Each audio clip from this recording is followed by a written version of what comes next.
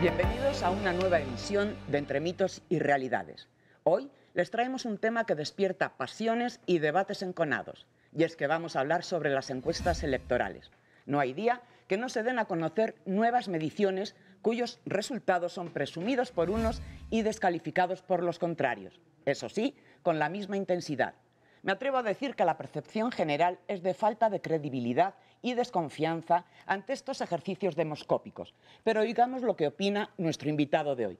Catalina, ¿quién nos acompaña?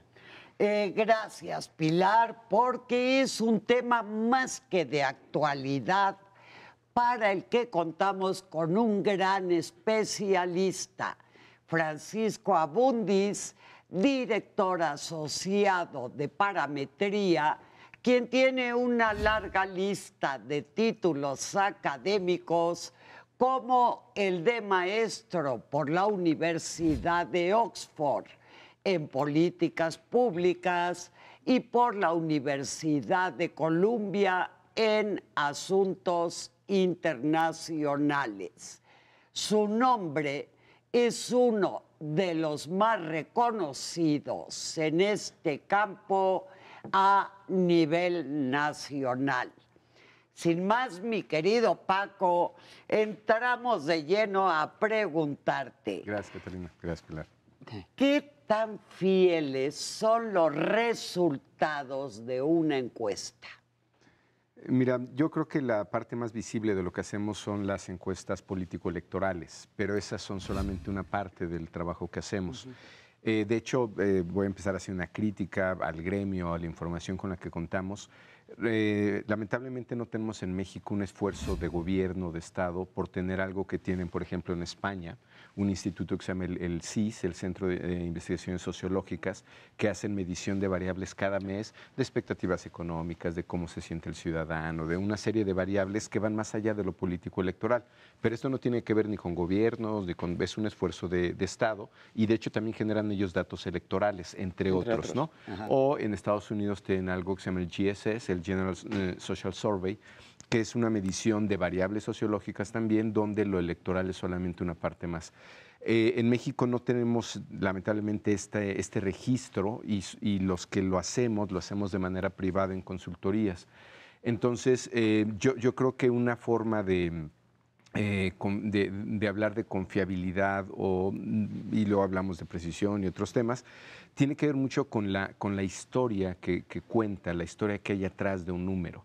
Lo que está pasando hoy en el país, lo que tenemos en términos electorales, tiene que ser necesariamente consecuencia de algo que está pasando en lo social, ¿no? Y si vemos los registros de pues estas variables que explican la motivación del elector, como es las expectativas económicas, el sentimiento o la evaluación de la inseguridad en el país, la molestia con la corrupción, como tres temas principales, entre otros, veríamos que lo que tenemos como resultados electorales se explica perfectamente. Y eso lo hace en algún sentido confiable, no es solamente un número, digo, y luego hablamos del tema técnico, pero eso hace que estos números sean una explicación y no son de generación espontánea. Es decir, lo que tenemos hoy en mediciones electorales pues no empezó ni en enero, ni en febrero, ni en marzo, ni en abril, ni en mayo. Empezó, por lo menos de nuestro registro, en enero del año pasado. Y entonces tú vas viendo cómo esos números se mueven a partir del cambio del humor público, ¿no? Paco, ¿es difícil realizar encuestas sobre este tema o sobre otros en un país tan complejo como México, tanto por su extensión, o sea, es un país grande, como por las desigualdades que hay entre los diferentes estados, sobre todo cuando medimos algo a nivel general, como puede ser el candidato presidencial, Claro. por decir? Mira, yo creo que el tema electoral está pasando a ser una variable un poco más complicada de medir recientemente, pero en la sociología hay temas clásicos donde se mide con error, por decirlo, de alguna manera. En México, por ejemplo, la escolaridad suele sobreestimarse. Si tú le preguntas a la gente cuál es su último grado de estudios, suele cerrar sus ciclos escolares. Entonces, si acabó hasta primero de secundaria, te dice secundaria. Si hizo hasta segundo de prepa, te dice preparatoria, ¿no? O tenemos problema de registro en el ingreso. La gente oculta su ingreso o no te lo revela por desconfianza o por otras, digamos, por una razón de privacidad. El método de encuesta, por ejemplo, no es de los mejores para medir hábitos sexuales, por ejemplo, ¿no? Porque siempre tienes o subestimaciones o sobreestimaciones o hay temas que tal vez este no es el mejor método para diagnosticarlos. Lo electoral en los últimos tiempos ha sido más que menos preciso, porque de hecho la semana pasada en la conferencia estadounidense de opinión pública, una conferencia de cerca de 1,250 gentes, donde va gente del censo, gente que mide ratings, gente que, como nosotros, que mide opinión pública, hace estudios de salud, en fin, es una masa crítica pues muy interesante porque se discuten todos estos temas. Uno de los papers de los trabajos que se presentó fue un diagnóstico de cerca de 15 países donde en el registro histórico en realidad no es cierto que hoy las mediciones no midan como medían antes, ¿no? Es decir, más bien creo que se tiene una mayor expectativa de que el dato que se reporta hoy sea lo que va a suceder el 1 de julio. Y si no pasa así, entonces se dice que se equivocaron, que fallaron, que no fueron precisas. Y ahí es donde empiezan las discusiones. Pero, Paco, Sí. o sea, dices que no siempre la encuesta es el mejor método para... Exactamente. pero en el caso de lo electoral, ¿qué otro mecanismo hay? No, Ahí sí sería el más adecuado, claro que funcione bien. Sí, en lo electoral hay un tema de expectativas, que en un momento podemos hablar de él, que generan mucho los medios de comunicación. Hay un debate sobre si estamos haciendo diagnósticos o pronósticos. Hay quienes decimos que hacemos diagnósticos al día que medimos y que es muy difícil entrar al juego de los pronósticos, ¿no? Pero hay en el gremio quien dice que hace pronósticos. Estamos teniendo un problema en las mediciones con algo que se llama la no respuesta. Si eres gente que probablemente sabe qué va a hacer, probablemente tiene alguna idea de qué es lo que cómo se va a comportar el 1 de julio, pero no te lo revela. Pero, Paco, Sí. el voto, aparte de que es sumamente visceral, es muy volátil, ¿no? De manera que la gente te dice, a lo mejor a tu entrevistador, voy a votar por fulanito, llega frente a la papeleta y la cruza por otro. Así es. No es volátil para todas las elecciones o en todos los casos. Digamos, hay elecciones en las que presenta mayor volatilidad. En general, cuando el método de encuestas ha resultado más cuestionado, es cuando tienes poblaciones electorales muy estresadas por utilizar una definición. Por ejemplo, cuando estás definiendo si la Gran Bretaña es parte de Europa o no. No es un tema menor. Si los griegos pagan la deuda o no. Si los colombianos están a favor de que se enjuicie a la guerrilla o no. Que son en las que fallaron las encuestadoras, ¿no? Si ven en varias de estas, son situaciones clave de destino país. Entonces hay mucho de por medio, hay mucho en juego. Sí. Pero aquí, Paco, hace 6 años, las encuestas fallaron bastante. No es, ahí habría que precisar, no es lo mismo fallar que no ser precisas. ¿Cuál es la diferencia? Explícanosla. Que en realidad el primero, segundo y tercer lugar estuvieron clarísimos, salvo algún colega por ahí que puso a Josefina Vázquez Mota en segundo. Prácticamente todas las mediciones dimos el 1, 2, 3 muy claro. La crítica fue por la diferencia entre primero y segundo lugar. Y ahí puedes, los porcentajes, y ahí sí puedes entrar, Catalina, a un cuestionamiento de por qué se sobreestimó tanto al actual presidente. Hoy nos podría estar pasando. Hoy podremos estar sobreestimando o podremos estar incluso subestimando, ¿no? Porque además, Paco, el mexicano no tiene costumbre, como comentabas, de que lo encuesten y no le gusta decir la verdad en general. ¿Tienen contemplado ese aspecto? Sí, no pasa en lo genérico. O sea, ha habido, digamos, en elecciones locales anteriores, por ejemplo, el Estado de México, podrías decir que algunas mediciones no fueron precisas porque dieron ganadora a Delfina Gómez y no al actual gobernador, Alfredo del Mazo. Pero sabíamos que había un escenario de 2 finalistas y sabíamos que había un tercer lugar muy rezagado. Esa es otra forma de leer las mediciones. Es decir, cuando tú estás en márgenes de error como los de esa elección, una que se ganó por menos de 3 puntos, 2 puntos y algo, y tú tienes mediciones de 1000 casos de márgenes de error de 3%, es perfectamente válido que una medición diga que podría haber ganado Delfina o otra Alfredo del Mazo, en términos absolutamente técnicos. En términos absolutamente técnicos, lo que pasó en 2012, si le aplican los márgenes de error extremos, en realidad las diferencias digamos, de esta sobreestimación no eran de más de 2 o 3 puntos. Te hablo de términos estrictamente técnicos, que hay una expectativa. Me tienes que dar ganador porque, ¿no? Porque esa es tu función, eso es otra cosa. Pero incluso ¿no? la gente, ¿no? O sea, si tú preguntas a la gente, la percepción es, ay, las encuestas no sirven para nada, son a modo. O sea, va a ganar, según la encuesta, quien le pague al encuestador. Ahora, lo que tenemos digamos, en esa lógica, ¿no? Es del trabajo que hacemos, en realidad lo que se publica es mínimo. Realmente los tomadores de decisiones, la clase política, los empresarios, tienen en sus escritorios muchísima más información que nunca publican. ¿Cómo cuál, Paco? Como una encuesta donde podrás ir perdiendo, ¿no? ¿Para qué la publicas? Claro. Entonces, a ti te interesan las mediciones donde tú vas ganando, ¿no? Claro. Si habláramos de los ratings de este programa, ¿no? A lo mejor si sale una medición donde dice que el rating de este programa es espectacular, a lo mejor a la producción le interesaría, no ustedes, a la producción le interesaría publicarla. Y si este programa entrara en una crisis y el rating bajara, a lo mejor a nadie le conviene y la tendría tal vez alguien ahí en su escritorio. ¿Para qué publicar eso? Es muy similar a este fenómeno. Lo que pasó, por ejemplo, por poner un ejemplo reciente, en 2016, cuando hubo 12 gobernaturas, internamente sabíamos que el escenario donde el PRI podía perder 7 elecciones, sabíamos que existía.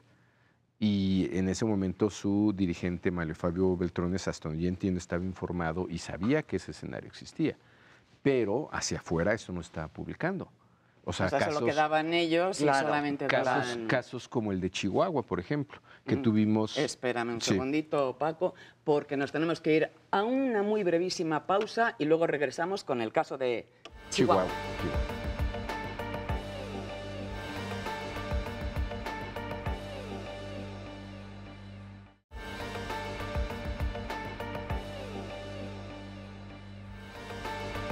Regresamos con este tema apasionante de las encuestas. Paco, nos estabas comentando el caso Chihuahua. El caso Chihuahua, por ejemplo, que es uno donde el actual gobernador Corral gana con 10 puntos, ¿no? Donde era un escenario, entendemos que el PRI sabía que era una elección complicada. Nosotros salimos a dar una encuesta de salida con Corral 3 puntos arriba, y luego se nos amplió a 10 en el conteo rápido porque es más preciso. Fuimos el primer dato público con el actual gobernador Corral arriba y, digamos, parte de esta expectativa, ¿no? Se nos criticó porque en la primera salida a medios no salimos con los 10 puntos, salimos con 3. Pero eso fue el esquema de comunicación que nosotros planteamos. Pero se nos exigió que teníamos que dar los 10, aun cuando habíamos explicado, no, el exit poll o la encuesta de salida no es tan precisa como el conteo rápido. Pero para dar alguna primicia, salimos a las 6 de la tarde y el gobernador Corral se dio ganador 10 minutos después con la medición en ese momento que nosotros publicamos con un canal de televisión, con Milenio. Es esta discusión entre qué es estar bien, qué tan confiable. Bueno, dimos un ganador claro, pero no fuimos precisos en ese momento. Y otra vez, y sí sabíamos que ese era un escenario probable porque había información interna que lo sugería. O sea, cuando nosotros salimos a medios y dijimos eso, como que buena parte del comité editorial ahí se nos quedó viendo como, ¿en serio? O sea, ¿Corral arriba?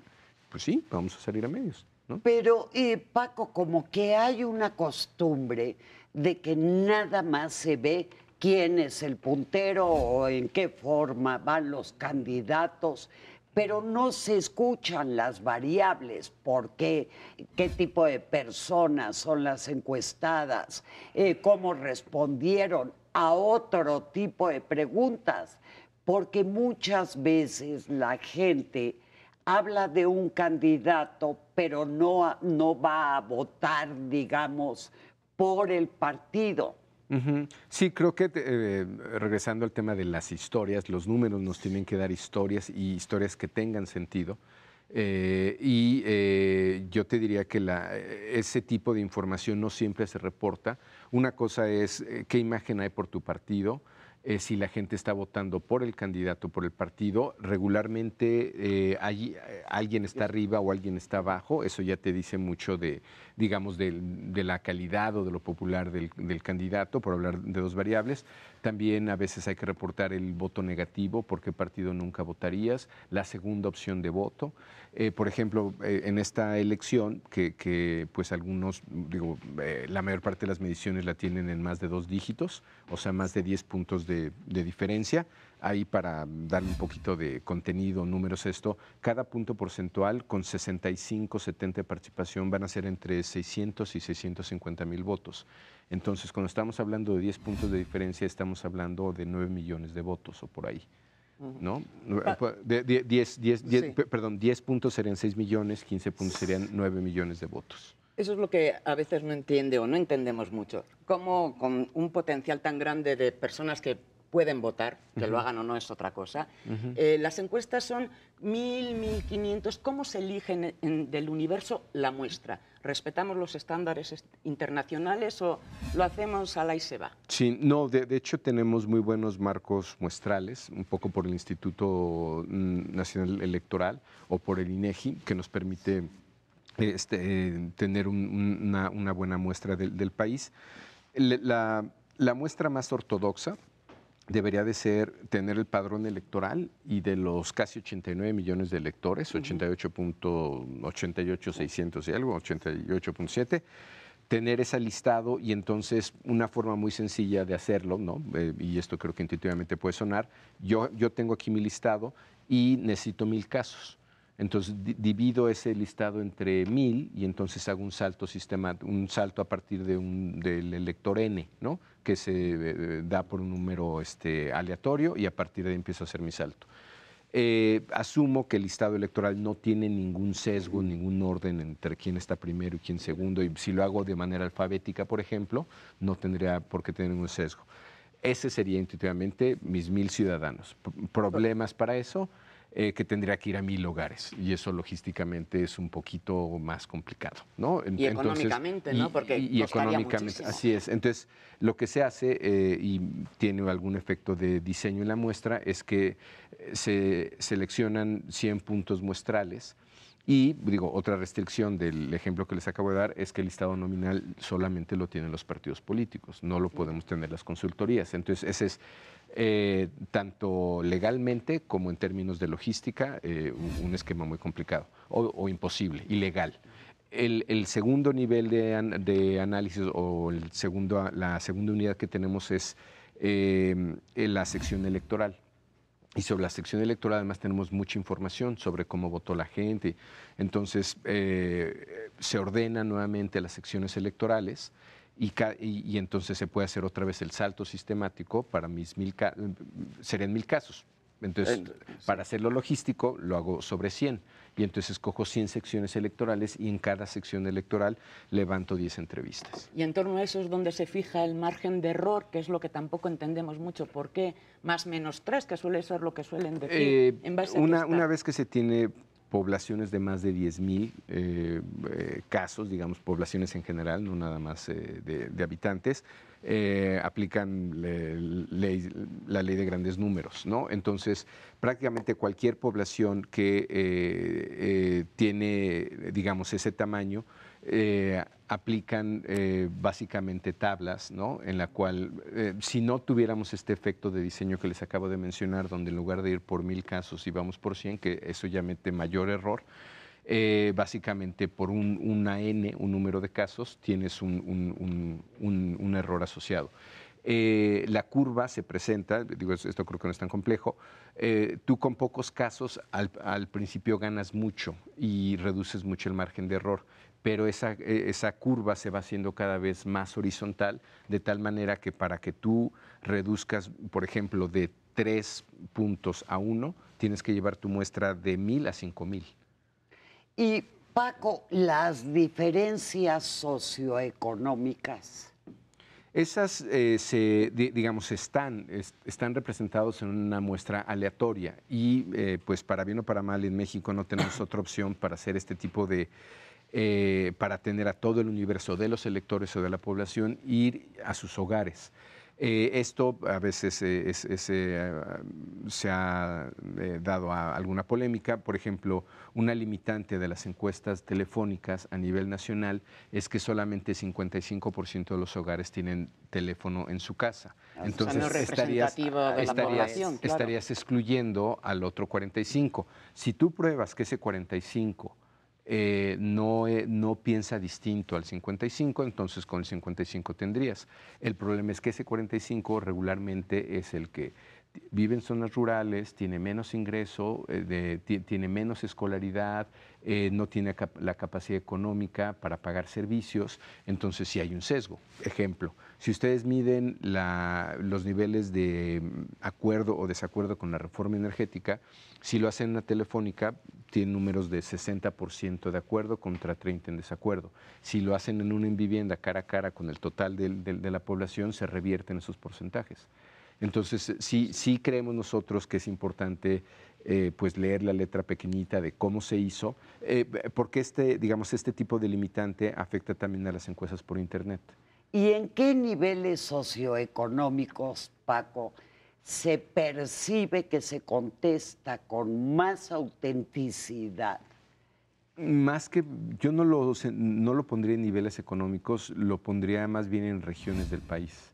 Por ejemplo, históricamente Yucatán ha sido un lugar muy difícil para entrevistar y hemos tenido ejemplos, incluso en las encuestas de salida, que es ya no la preelectoral, sino la encuesta que se hace al salir de votar. De emitir el voto. Hemos tenido unas subestimaciones y sobreestimaciones impresionantes, históricamente. Llama la atención porque los yucs, que son tan amables, tan abiertos. Así es, o te puede pasar, me remito otra vez al ejemplo de 2016, pasó en Quintana Roo y pasó en Durango, donde más allá de los modelos que hicimos con la no respuesta, que no nos revelaron tuvimos que esperar hasta el conteo rápido para enterarnos que había ganado el actual gobernador, Carlos Joaquín, o Rosa Saizpuro en Durango. Pero, por ejemplo, esos dos estados fueron complicados ese día y el caso de Chihuahua y Aguascalientes los pudimos modelar.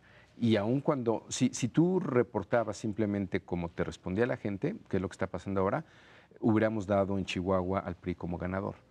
Solamente modelando la no respuesta dimos a Corral como ganador. Y eso nos está pasando cada vez más.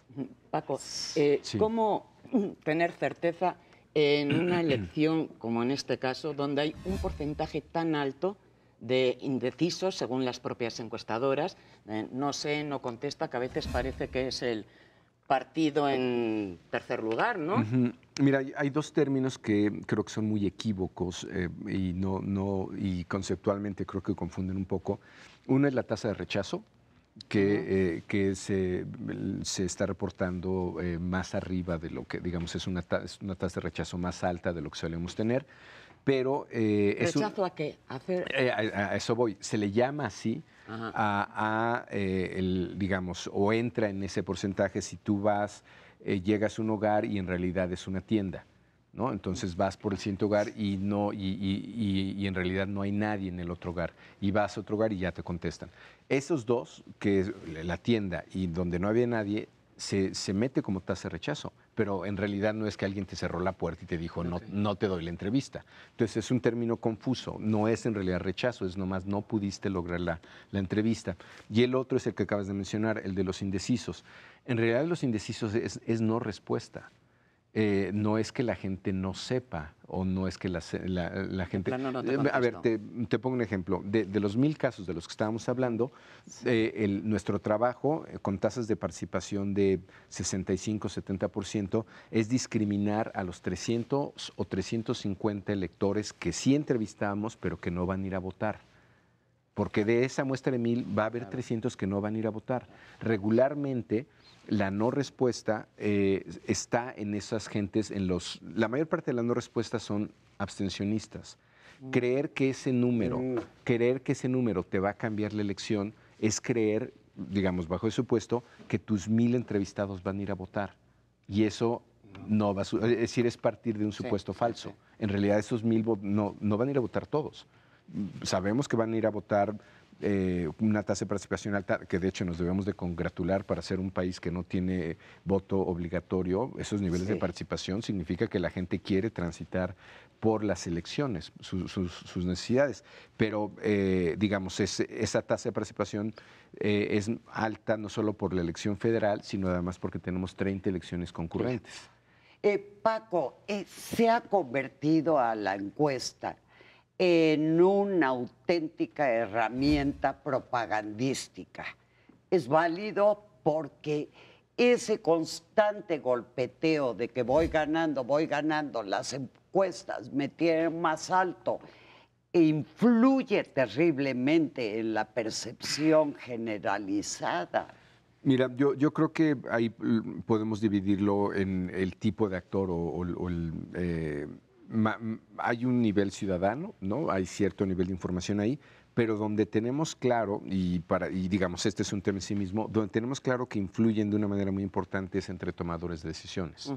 O sea, una encuesta sí te puede determinar quién va a ser el candidato a gobernador, o quién va a ser el candidato a alcalde, o quién va a ser el candidato a diputado.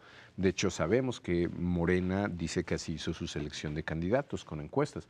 Eso es un instrumento muy poderoso, ¿no? Porque estás decidiendo vida pública con ellas.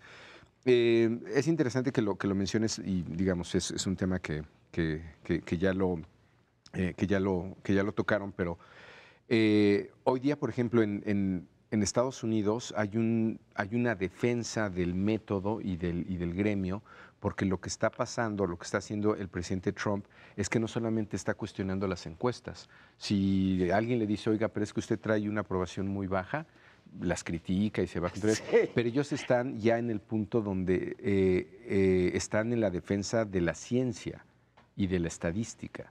Porque... Te interrumpo, tienes 30 segundos para terminar, digo, para que nuestro auditorio entienda el cierre de la... Este es un método, ¿no?, que es útil, que es muy valioso, que creo que hay que proporcionarlo, para qué sirve, qué tipo de información nos da y que tal vez no deberíamos de esperar tanta precisión, pero sí los escenarios de lo que puede pasar, en este caso el siguiente 1 de julio o para cualquier elección que puedan ver. Pues tenemos que despedirnos ya. Muchas son las dudas que aún nos quedan, pero agradecemos mucho a Paco Abundis sus comentarios y reflexiones para saber un poco más sobre este tema, que en verdad es apasionante. Y a usted que nos está viendo, lo esperamos en nuestro próximo programa de Entre Mitos y Realidades.